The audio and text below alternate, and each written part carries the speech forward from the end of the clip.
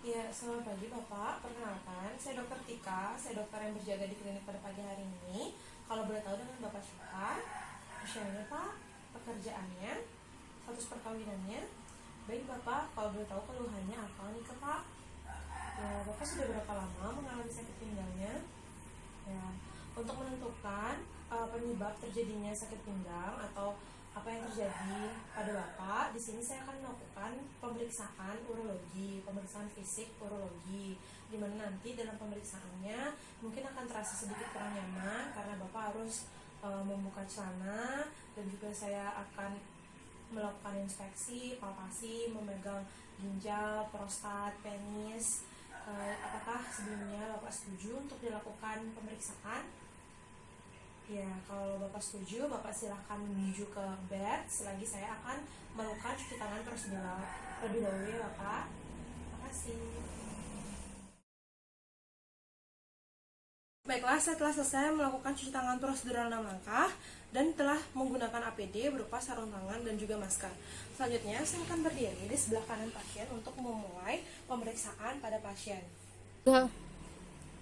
Pertama-tama saya akan melakukan inspeksi pada sisi anterior dan juga posterior dari daerah flank area. Pada pemeriksaan saya akan memposisikan diri di sebelah kanan pasien. Baik Pak, saya akan memulai pemeriksaan inspeksi. Mohon izin karena saya akan sedikit mengangkat baju Bapak ke atas agar flank area terekspos. Lalu selanjutnya tolong miring ke kanan ya Bapak. Baiklah, tidak terdapat perubahan warna, tidak ada tanda-tanda infeksi, tidak ada bintik-bintik merah, dan juga tidak ada luka terbuka. Bapak sekarang mohon miring ke kiri ya Bapak. Baiklah, tidak juga didapatkan perubahan warna, tidak ada tanda-tanda infeksi, tidak ada bintik-bintik merah, dan tidak ada luka terbuka. Selanjutnya, pemeriksaan kedua yaitu pemeriksaan palpasi ginjal.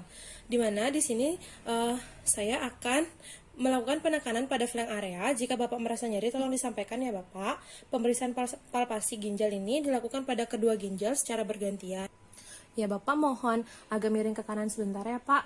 Di sini melakukan palpasinya saya akan menaruh tangan kanan di belakang dan juga tangan kiri di sini untuk menekan, untuk meraba untuk meraba permukaan ginjal. Saya akan melakukan sedikit penekanan. Kalau misal terdapat nyeri, tolong diberitahu ya Bapak. Bapak bisa tarik nafas, hembuskan. Apakah nyeri Bapak? Tidak. Baiklah, untuk sisi sebelahnya saya akan meletakkan tangan kiri di bawah dan juga tangan kanan melakukan penekanan. Bapak bisa tarik nafas, hembuskan. Apakah terasa nyeri Bapak? Tidak. Baiklah.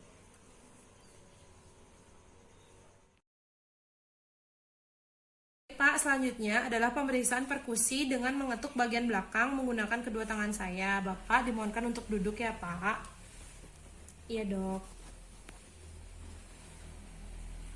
Ya, saya akan melakukan pemeriksaan perkusi pada kedua ginjal pada bagian belakang di costovertebral angle, titik temu antara vertebra kolum dengan costa 12, dan mengetuk dengan tangan mengepal dan tenaga sedang. Kalau terasa nyeri, dapat dicurigai adanya infeksi pada ginjal. Permisi ya Pak. Apakah terasa sakit Pak? Tidak. Apakah terasa sakit Pak? Tidak.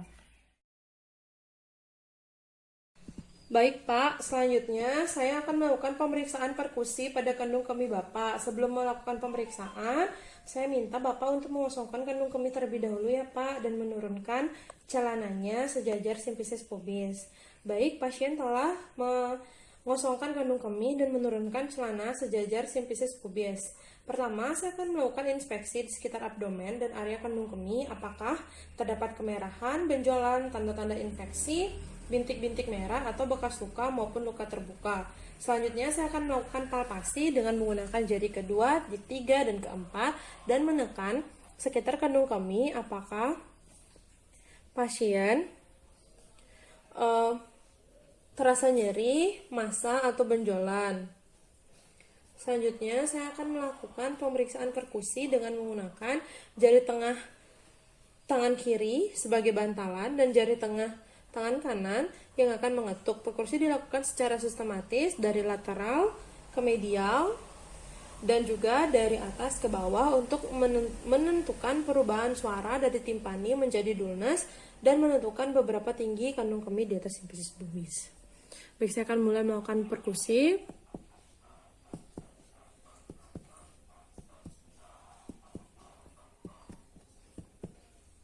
Selanjutnya dari atas ke bawah. Baiklah, suara Dulnas mulai terdengar. Terjadi perubahan suara timpani ke Dulnas. Baiklah Bapak, saya telah selesai melakukan pemeriksaan fisik urologi yang berupa inspeksi, palpasi, dan juga perkusi ginjal. Selanjutnya saya akan melakukan pemeriksaan prostat, di mana pemeriksaan ini saya harus memasukkan telunjuk saya ke dalam anus Bapak. Mungkin nanti akan terasa sedikit tidak nyaman. Sebelumnya apakah Bapak setuju? Ya, kalau Bapak setuju, Bapak bisa tidur terlentang dulu diam di sini selagi membuka celana Bapak, dan Bapak sedikit mengambil posisi untuk lateral dekubitus selama saya mencuci tangan prosedur terlebih dulu dan juga mengganti handskon saya. Ya, Bapak, terima kasih.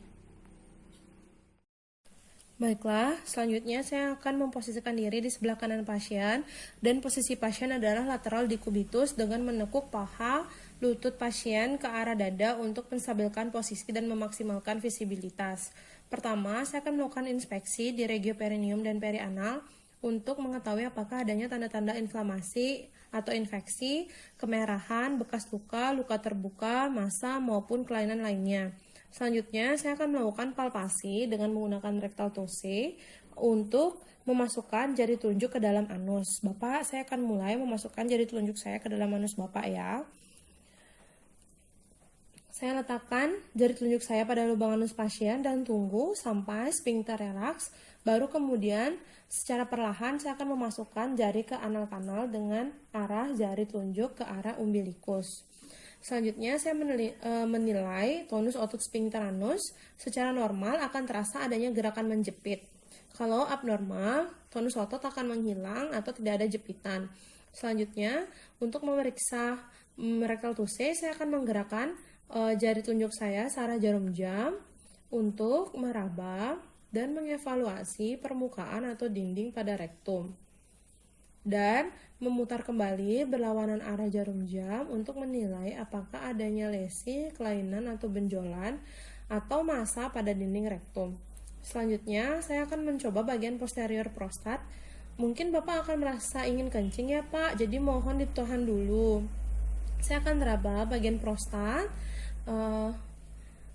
untuk mengevaluasi sulcus medianus, lobus kanan dan kiri, dan menilai bagaimana bentuk, konsistensi, ukuran, apakah terdapat pembesaran, nodul, atau tenderness. Jadi pada pemeriksaan ini semuanya didapatkan normal ya Pak ya. Sulcus medianus, lobus kanan dan lobus kiri besarnya normal, konsistensinya juga bagus, ukurannya tidak terdapat pembesaran, dan juga tidak ada nodul atau massa. Setelah mengevaluasi prostat, saya akan menarik jari secara perlahan dan melihat pada jari tangan apakah terdapat sisa lendir, darah, maupun feses. Dari pemeriksaan ini tidak didapatkan ketiga hal tersebut. Selanjutnya, setelah pemeriksaan ini selesai, saya akan melepaskan handskun dan membuangnya ke tempat sampah, lalu mencuci tangan prosedural 6 langkah kembali.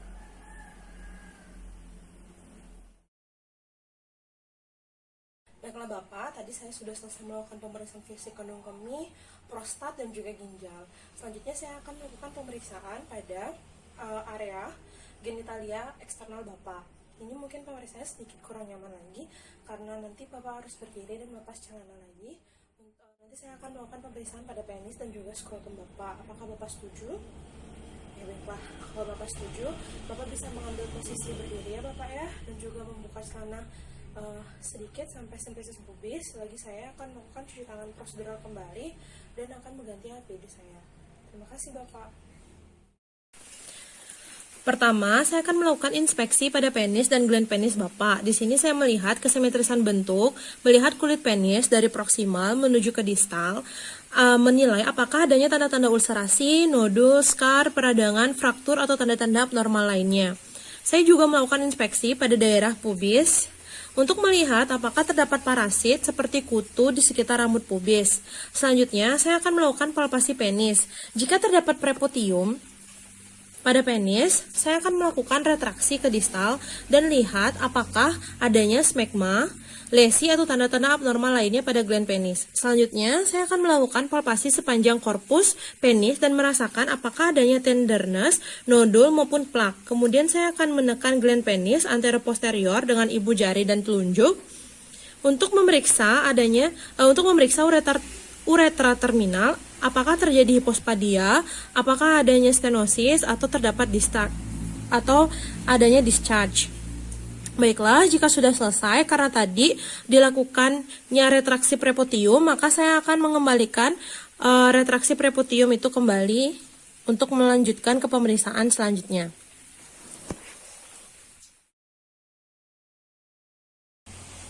Baik Pak, selanjutnya saya akan melakukan pemeriksaan pada skrotum Bapak.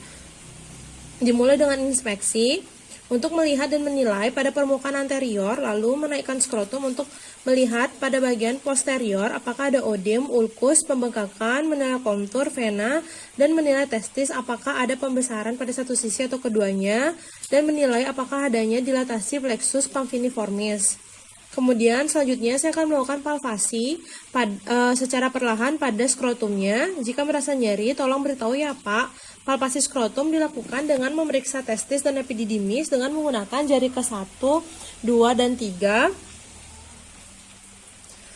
Lalu raba untuk mengevaluasi bentuk, ukuran, konsistensi, tenderness, dan nodul pada skrotum. Jika terdapat pembesaran testis, tentukan ukuran dan konsistensinya untuk mencurigai adanya keganasan. Kemudian saya melakukan palpasi pada setiap funiculus dan spermatic pore termasuk pars deferens dengan ibu jari dan telunjuk dari epididymis ke superficial inguinal ring. Evaluasi apakah adanya nodul atau pembengkakan. Baiklah, jika ada pembengkakan skrotum, saya akan melakukan pemeriksaan transiluminasi skrotum pada ruang gelap. Untuk pemeriksaan transiluminasi skrotum, ini menggunakan senter untuk melihat apakah ada kelainan atau tidak. Jadi, saat disenterin, ini diperhatikan adanya transmisi cahaya red glow pada skrotum. Baiklah. Pada pemeriksaan transiluminasi ini tidak ditemukan adanya transmisi cahaya red glow pada skrotum. Selanjutnya, untuk menilai varikokel, saya akan melakukan palpasi plexus pamphiniformis dan meminta pasien untuk menegangkan diri, lalu kita lihat dan raba dilatasi dari plexus pamphiniformis. Skrotum kanan dengan menggunakan tangan kiri. Dan skrotum kiri dengan menggunakan tangan kanan.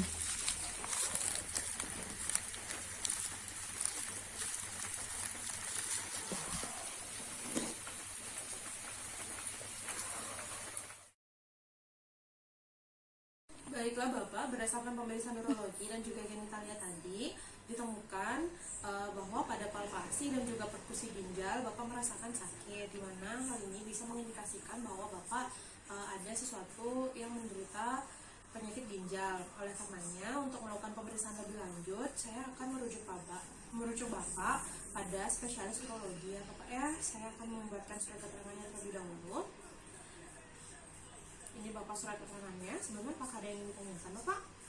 Ya baik, jika tidak ada, terima kasih Bapak telah berkunjung. Semoga lekas sembuh.